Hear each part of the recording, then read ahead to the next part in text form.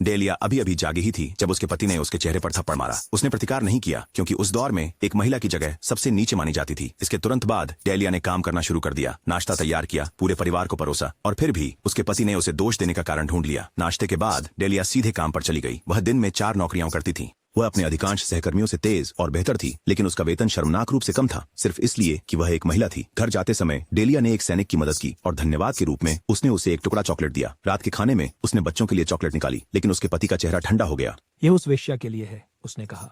उसने बच्चों को बाहर निकाल दिया, फिर उसकी ओर बढ़ा।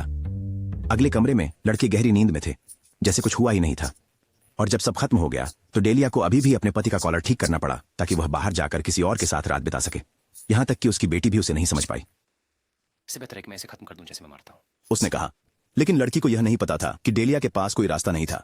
अगले दिन डेलिया ठोकर खाकर गिर गई। उसके पति ने यह नहीं पूछा कि वह ठीक है या नहीं। उसने टूटे हुए प्लेट की जांच की। उस रात उसने उसी प्लेट के कारण उसे फिर से मारा। और उसके बेटे, वे उसे सिर्फ नौकरानी के रूप में देखते थे, अपनी मां के रूप में नहीं। उस रात पहली बार डेलिया ने भागने के बारे में सोचा। उसने एक पत्र निकाला। यह उसके पहले प्यार से था। वह उसकी मदद करना चाहता था, कहीं दूर से नई शुरुआत करने के लिए। अगले दिन सुबह डेलिया जल्दी उठ गई।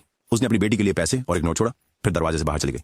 लेकिन उसने ध्यान नहीं दिया, लिफाफा उसके बैग से फिसल गया था। वह सड़कों पर दौड़ी, कपड़े बदले, लिपस्टिक लगाई। इस बीच उसके पति ने नोट पाया और गुस्से में उसके पीछे दौड़ा, लेकिन डेलिया पहले ही भीड़ में गायब हो चुकी थी। महिलाएं हर जगह थीं, प्रत्येक के हाथ में एक सफेद लिफाफा था। डेलिया ने नीचे देखा, उसका लिफाफा गायब था। वह ठिठक गई। फिर अचानक उसकी बेटी आई और उसे थमा दिया। डेलिया ऊंचे मंच पर चढ़ गई, हर वर्ग, हर पृष्ठभूमि की महिलाओं से घिरी हुई। उस लिफाफे के अंदर इटली का महिलाओं के लिए पहला मतपत्र था। एक एक करके महिलाओं ने अपनी लिपस्टिक पोंछी और अपना वोट डाला। उस दिन लिपस्टिक हटाना पुरुषों को खुश करने के लिए नहीं था, यह उनकी आवाज, उनकी शक्ति, उनके भविष्य का दावा करने के बारे में था।